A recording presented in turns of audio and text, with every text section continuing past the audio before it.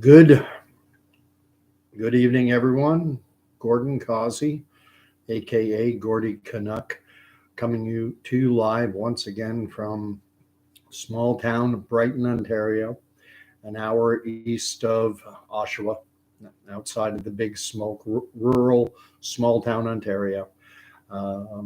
It is right now 12:01, just after midnight. So it is now Tuesday, the very 1st of February. And I'm going to be talking to you about what's going on in Ottawa. Doing it now, if you look at my previous videos, I probably look about 10 years younger now that I've hacked off the beard. Still have the stubble, haven't shaved it right down yet. Not going to be, I was thinking that the way it was going, I was going to be on in a ZZ Top tribute band, but no more. It's gone. So let's get going. My last video yesterday, I expressed a concern that I had over the prospect that the government could potentially invoke martial law, the Emergency Measures Act, which would mean the suspension of basically the Constitution, the Charter of Rights in its entirety. That the government officials would be able to just basically round people up and detain them without due process, without access to counsel, without a phone call, that sort of thing. One of the legal principles you'll hear mentioned every now and again on TV shows, lawyer shows, habeas corpus, which basically means that when police go to take you in, they have to tell you what the charge is, what the reasoning behind it is, and when habeas corpus is suspended, you can just be detained indefinitely for no reason, or for no reason being given. I know everyone knows the U.S. because there are so many crime shows in the U.S., but they have what they call their Miranda rights. You have the right to remain silent. You have the right to an attorney. If you cannot afford an attorney will be provided, blah, blah, blah. And Miranda rights, we have something similar in Canada, and they cover basically pretty much, I believe, the same points. But in the case of martial law, there are no Miranda rights. Just you're going with us. And so my fear was that would happen, and it did not, at least not yet. Could it come to that at some point? It's an open question. What I see happening right now is a battle for control of the narrative. On the one hand, we have the protesters who want an end to basically the mandates, an end to emergency measures, something which, according to polling that was published in the in the Saskatoon Star Phoenix, a majority of Canadians want COVID restrictions lifted. And at its core, that's what the protests are about: an end to these restrictions, an end to forced closures of businesses, schools, these gathering limits that we're supposed to be, respecting in terms of how many people you can have in an indoor setting, how many in an outdoor setting, capacity limits in a restaurant. And of course, the mandates requiring that you be fully, in order to do any number of things, go to a gym, a dance studio, participate in sports, athletics. And they want these, a majority of Canadians want these listed, at least according to this poll that was published. I'll put that in the comments, if you want to see it, ask for it, and I'll put it in the comments. So that's what the protesters want. The government, of course, wants Ottawa cleared. They want all the trucks gone. They want everyone back home. They want the restrictions to remain in place. And they, they're not backing down at all. In the description of this video, I said it's the irresistible force against the immovable object. The protesters are not backing down. They're remaining in Ottawa, and the government is refusing to even sit down and talk with protesters with respect to demands. You would think that in a typical negotiation type situation, the government might be willing to throw a bone to the protesters. Maybe say, all right, we'll get rid of the pass. We'll get rid of the vax pass. Or we'll get rid of some other restriction. But they're not even throwing a bone. They want everything. They want all the restrictions maintained. And the protesters want them all gone. And there's no, the government won't even sit down and discuss it. Now, I did make some notes. I talk totally off the cuff. I don't script anything out. I don't write it out. These are my thoughts as they come into my head, but I do make a few notes. So what we have right now is we have a battle for the control of the narrative.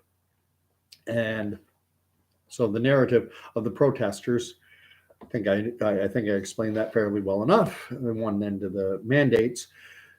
The government, though, is trying to frame an entirely different narrative, and they're trying to paint the protesters as being extremist, and they're playing the racism card. And I saw a wonderful exchange. It was between Pierre Poilievre, who's front bench critic, shadow cabinet member for the Conservatives, and Mark Holland, who I believe is the government House leader. And it was not as heated the typical question period exchange you're used to seeing. There was a little more conciliation on the side of the Liberals than I would typically be used to seeing. And even Pierre Poilievre pulled it back in his attack because he's a bit of a pit bull. I happen to like Pierre Poilievre a lot. The man has a very sharp mind. At any rate, the exchange was with Pierre Poilievre espousing the demands that the protesters have. He talked about increases in suicides and suicidal ideation among the youth. He talked about people losing their businesses, their homes, their life savings. He talked about all the damage that's being done to people's mental health with these restrictive measures by the government. And he said individuals in terms of, the race, the allegations of racism and allegations of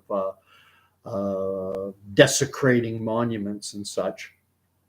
He said, deal with those individuals as individuals. They do not represent, they're a tiny fraction of the people protesting in Ottawa. But the government is not willing to back down, so they've got to deflect, and so they're trying to make this about that teeny minority, trying to make a mountain out of a molehill in order to discredit the protest as a whole, so that they can, because they want to maintain. And Mark Holland's point, what he was saying is we need the protesters in Ottawa to go back home and to respect the restrictions that they're protesting against. So irresistible force, immovable object. I don't know how this is going to end, but what I see right now happening is this is the battle that's going on. Each side is trying to get control of the narrative. The government side wants everyone focusing in on that, again, teeny tiny minority of regrettable individuals. And the protesters, of course, want to focus on the issues, on mental health, on the economy, on suicidal ideation among youth, about all the damage being done to our democracy, if you can even call it a democracy anymore. Now, things are a little complicated right now because our Prime Minister, Justin Trudeau, has tested, not only, he is now tested positive for COVID. So he is in isolation. Interestingly enough, as everyone knows, he's of course triple poked. And yet, so now he's isolating. And this speaks to the situation we are in right now. We are constantly being inundated with messaging saying that our best chance, the way we get back to normal is if everyone takes the, and is that normal? You get 3 times in the arm and then you're isolating? Is that normal? Polio, MMR, hepatitis. This isn't the only pokey in the world. And I've never heard of people after getting inoculated for those conditions, for those diseases, ever having to isolate, ever being tested for them. So where is the path back to normal? And I'm going to suggest that there is no path back to normal because normal was never part of the equation. Trudeau spelled it out very plainly. It was in 2020 in September or October. I can't remember exactly which, but you can find the video evidence right here on YouTube. Trudeau was addressing the United Nations, and he was doing it by video link because of COVID. And what he said in his address to the UN was that the pandemic presents us with an opportunity. He referred to this as, this is a good thing because it gives us a chance to reimagine economic systems and to put Canada and the world on the path towards sustainable development. Now, unpack that. To reimagine economic systems. What does that mean? It's just, very sounds somewhat benign, but at the core of a country like Canada, our economic systems are what are being destroyed right now. People cannot go to work, either because they've refused to take or because their workplace has been mandated to be closed, or they've had their hours severely reduced. So does the government want this to end? If it ends, then that opportunity that Trudeau seems to be so happy about, if the emergency goes away, then he loses his opportunity. The World Economic Forum and their Great Reset agenda loses its impetus. It loses the potential for it to happen. And that, for them, is a bad thing.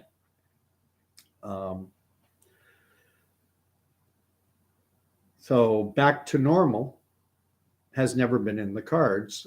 The government has never had any intention of returning things to normal. Trudeau spelled it out plainly. This is the opportunity. So what I'm going to suggest specifically with reference to the fact that there's this battle going on for control of the narrative is that heretofore, like for the larger part of the past almost 2 years, it has been the frightened, those who are terrified of this virus, terrified of getting sick, terrified that they, whatever, close the schools. I don't care. If you have to, if you wipe out the small business sector, fine. I'll wear 15 masks if you tell me to. Just, I want, and the sad part of it all is it's a carrot. It's a hamster wheel. You never get off the hamster wheel. You never catch the carrot. It doesn't end. It never ends. And so what I'm going to suggest, and the difficulty has been for those individuals such as myself who have been speaking out against this. I'm bold, I'm loud. I'm not shy about expressing my opinion. I've been writing on this since March, April of 2020. And I've lost countless friends. In terms of it, not really. I haven't lost any real friends, but in terms of engagement in social media on my Facebook account, I probably lost, in and around 100 of my friends who wouldn't follow my Facebook anymore because why? Because I wasn't saying the right things. I was a threat and a danger to everyone because I wasn't afraid of COVID. And it strikes me that, I think I said it earlier, Mark Holland was expressing it in the House of Commons today, or rather Monday, and saying that, the protesters in Ottawa need to go back and need to obey all the rules and mandated fear of COVID. In terms of my own rationale for not being afraid, I've mentioned before, Tuesday, December 7th, I was at a event at Canada Christian College in Whitby, Ontario, where an event hosted by the Democracy Fund. There was a Dr. Paness, who's an ethics professor from the University of Western, who has lost her position with the university because she refused to. And so she was canned. She was a keynote speaker. There were 800 people in attendance. It was an indoor event. Nobody was masked except for, as I recall, I only recall seeing one security guard that had been hired wearing a mask. The rest were unmasked. There might have been more, but I didn't see any of the attendees wearing masks. I'll tell you a bit of a funny story. We were milling about afterwards, some of us engaging with the speakers, and I needed to cough. I'm a smoker, bad me. But the tobacco industry is essential in this country, so I'm good. So I turned my head and lifted my elbow, but a little ineffectually, and found myself coughing in the direction of a gentleman by the name of Jack. And I immediately apologized. Oh, sorry. And the two of us then smiled broadly and ended up hugging each other and laughing, acting normal, acting like it's 2019, 18, 17, or any time before. And that's not a popular way to behave in this pandemic world. Everyone thinks there's this horrible virus floating around and that everyone, it's the deadly coronavirus. I don't view media. I don't listen to the nightly news. I don't listen to government funded media sources. I'm quoting this, what was it called? Saskatoon Star Phoenix and their poll. I don't know where the poll came from. I don't really care, but what we're in right now is a battle over control of the narrative. Are you terrified of COVID? Are you not? And what I'm going to say is that those who are not afraid, we have to be loud. We have to be bold. We have to be assertive. We can't be shirking violence. We can't be afraid of being offensive, because speak truth. Speak truth. How is it that we get back to normal when we have a prime minister who's had it 3 times in the arm and now he's isolating? Is this the normal? You can still 3 times in the arm and you still get infected? Now, is it possible that this is just a political ploy by Trudeau to stay out of the, trying to run for cover during the protest to avoid having to confront anyone or avoid having to sit down at the table? I think that's entirely possible. I think it's, I'm infected and I have to isolate so that I don't spread it around to everyone. I'll shake his hand. If he wants to sit down and talk to me, I know it'll never happen. I'm nobody. And each of us is nobody. And I know I see these videos. I get videos shared with me. Oh, listen to this guy, listen to that guy, listen to this one, listen to that one. And I look and I go, oh, well, that guy, I don't want to listen to that guy. I don't know him. I don't need to hear the opinions of Joe Schmo nobody. And I know that there may be individuals who are listening to me and going, I'm not going to listen to this guy. But I agree with him, but he doesn't say it the way I would say it. He doesn't express it the way I would express it. What I'm saying is get out and talk to your friends. Get out and talk to your your circle. We all have a circle to one degree or another, and don't be browbeaten. Don't be silenced. I'm getting a comment right now from the hot mess mom, but he calls people who do not. The hot mess mom, but he calls people who do not a bunch of extremists and radicals. That's the game. That's his game. He can't confront factually.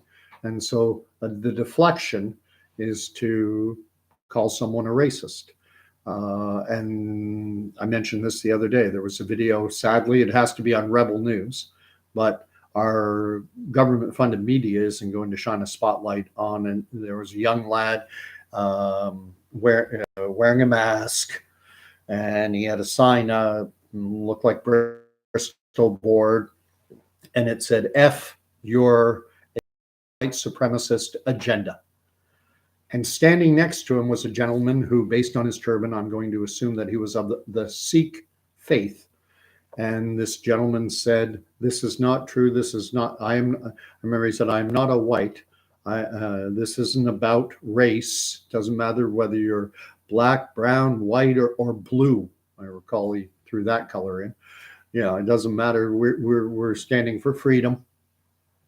We're Canadians of all religions, of all races, of all orientations. Because everyone's done with this thing. And when I say everyone, I know that there are some who are still hyper concerned.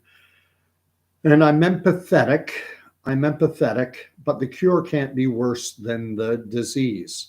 How many children how many youth, how many teenage suicides is acceptable? I know that on the one hand, they will say, well, if we can save one person from dying from COVID, then it's worth it. Well, how many teenage suicides are we willing to put up with? Because I don't know what the numbers are. Anything you don't see our media does not do a good job at all. It took Patrick Brown, who is the mayor of Brampton, who the mainstream media in this country railroaded. They went to air with false allegations of sexual assault in this Me Too era. They went to air, CTV News, owned by Bell Media, went to air with false allegations of sexual assault against Patrick Brown when he was leader of Ontario's Progressive Conservative Party, just a few months ahead of the election. And in today's Me Too era, he was forced to resign. He was charged, tried, and found guilty in the court of public opinion based on false reporting by Bell Media, and they should have known it was false if they had investigated the story. Then they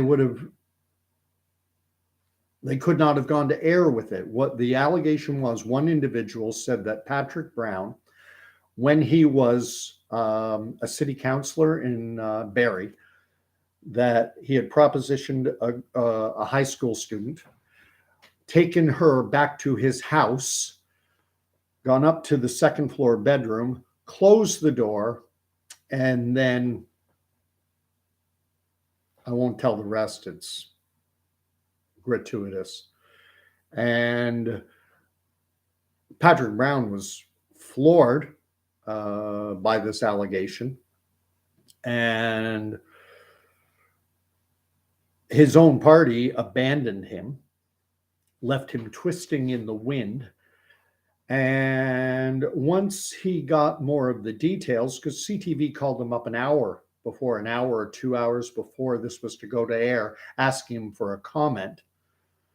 And so he had basically no time to prepare, no time to investigate, no time to see, to refute anything. And as it turned out, the woman making the allegations was not on the, at the time it was alleged to have taken place, she was not in high school. And furthermore, at that time, Patrick Brown did not own a house. He lived in a one-story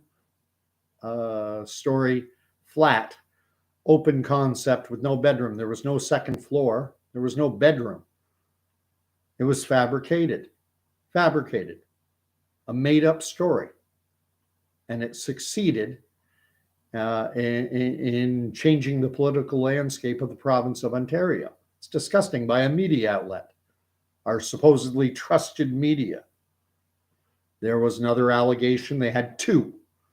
The second allegation came from a woman who worked in his office, not his constituency office, but in his Parliament Hill office in Ottawa. And she claimed that Patrick Brown would host a hockey night in Barrie, that's his riding, event where the Barrie Colts play at their OHL arena. It's a big arena. I've been there. And he'd have ex-NHLers come out. He'd put on the blades himself, go out and have a charity hockey game. And then afterwards, he had a party at his place. And according to all accounts of everyone who was there, this young woman who worked in his office was apparently quite enamored with Patrick Brown and was all over him. And apparently she was, according to all accounts from everyone who was present, was incredibly inebriated. Patrick Brown himself does not drink. And she also made a claim that was contradicted by everyone else in attendance. Her accounting of events was completely contrary to what everyone else in attendance said. But CTV, Bell Media, did not interview those individuals. And on top of that, the individual who reported on the story happened to be a close friend of the woman making the allegations. You talk about the most unethical journalism ever, at least in my memory, certainly recent memory. It was heinous. And but they changed the political landscape of Ontario. And now, instead of Patrick Brown being premier of this province, which in all likelihood would have happened, now we have Doug Ford.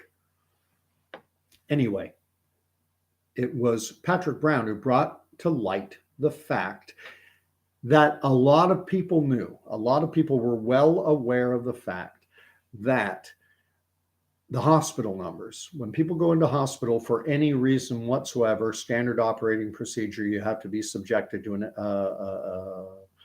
a COVID test. And if you test positive, well, then you're a COVID patient. Now, that was a suspicion that most people had. Well, wait a minute, they say there are X number. They say there are 1,000, 2,000, 3,000 COVID patients in Ontario, but how many of them are actually being treated for COVID and how many are being treated for other things? Someone goes in for a hip replacement or a knee replacement or cataract surgery or whatever the case may be. So they go into the hospital, they have a broken arm and they get tested and they're treated for the broken arm, for the knee replacement, hip replacement, whatever it is. But if that test comes back positive, they're a COVID patient. And Patrick Brown brought that to light during a radio talk radio interview that he did. And it was acknowledged by Dr. Kieran Moore, who's Ontario's Chief Medical Officer of Health. It was acknowledged by Christine Elliott, who's the Minister of Health. And it has since come to light the fact that of the patients, if they say there are 4,000, and I think that's Ontario's number, our province of 14.8 million people with in and around 400 hospitals. I believe it's in and around that number. So they'll say there are 4,000 COVID patients in hospital. Let's come out that roughly 55% of them are actually being treated for COVID, and the rest are being treated for other things, and they merely tested positive. The vast overwhelming majority of people, you can go to Ontario Public Health and they have an enhanced epidemiological summary, and it publishes IFR broken down by age, IFR standing for infection fatality rate. So if you're 0 to 9 years of age, it's 0.00 something. And basically, if you're under 20, according to Ontario Public Health enhanced epidemiological summary, if you're under 20, you have fatality rate, recovery rate. One's the inverse of the other. And the recovery rate, if you're under 20, is like 99.99%. If you're in my age bracket, I'm 55. My age bracket, the recovery rate is better than 99%. And even if you're 80 plus, which is end of natural life expectancy in this country, still 92% recovery. This has been insane. I'll drop as many facts as I can on people. Public health. We stick a public health measure on something. Well, mental health is a public health issue. So if the government mandates protocols that damage mental health, that lead to suicide, increased in suicidal ideation and actual suicides themselves among youth, and not just youth. We've got children in this country who have been traumatized into thinking that they're little disease vectors that are going to kill someone's grandma.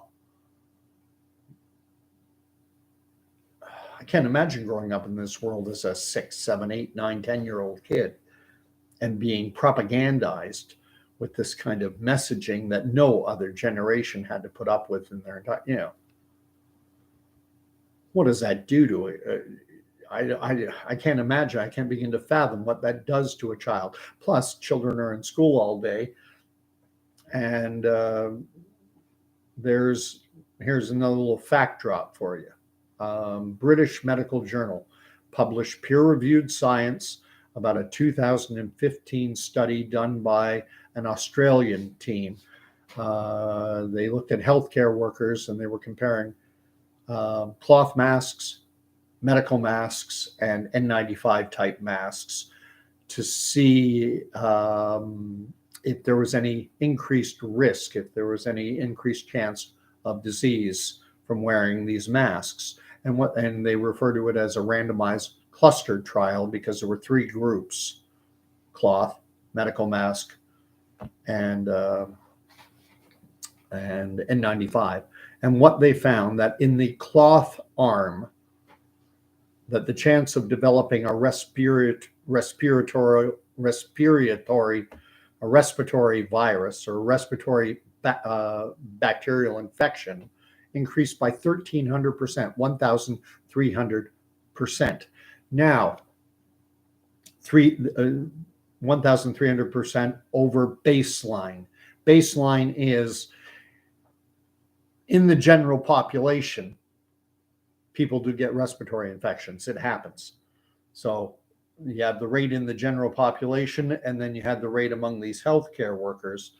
And the healthcare workers wearing cloth masks for 4 or more hours per day over the 4-week study period showed that they had a 1,300% increased risk of a respiratory infection versus the general population. When it came to medical masks, same, wearing them for more than 4 or more hours a day over a 4-week study period, the chance of a respiratory, I have trouble with that word, infection doubled, 200% increased risk. The N95 arm showed no increased risk. However, they stipulated that the N95s were not worn continually. The cloth mask arm and the medical mask arm were wearing them for 4 or more hours each day. The N95 arm would wear them, they refer to it as procedurally, meaning the healthcare workers would go in, do the procedure. When the procedure was over, then the mask would be removed. And then when the next procedure was started, they put on a fresh new N95 mask. And there was a gentleman by the name of Dr. Colin Furness, who's an infection control epidemiologist, associate professor with the University of Toronto. And you can find his name a lot. He's in the press a lot. And he was talking about the fact that he was quoting this study. It was in a CBC news article in May of 2020. And I read it, and I have a memory. And he said, if you think about it, it makes logical sense. He said, cloth is an ideal breeding ground for bacteria. It's warm and moist, and if you have it on your mouth for 4 hours a day.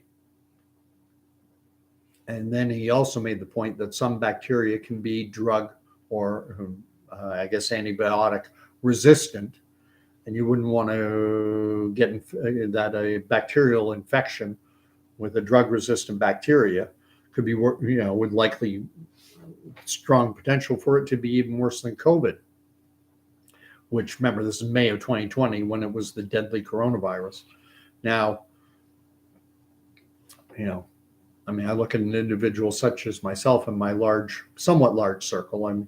I've been to 2 weeks ago, I guess. I was in Aylmer. There were 300 people in Henry Hildebrandt's church. He is a friend of mine. And singing, shaking hands, hugging. Food for the soul. And I've gone on too long already, but the next time I talk about this, I want to talk about Henry, and I also want to talk to the pastors and faith leaders about who's the author of all lies. You are of your father. He was a liar from the beginning, and there is no truth to be found in him.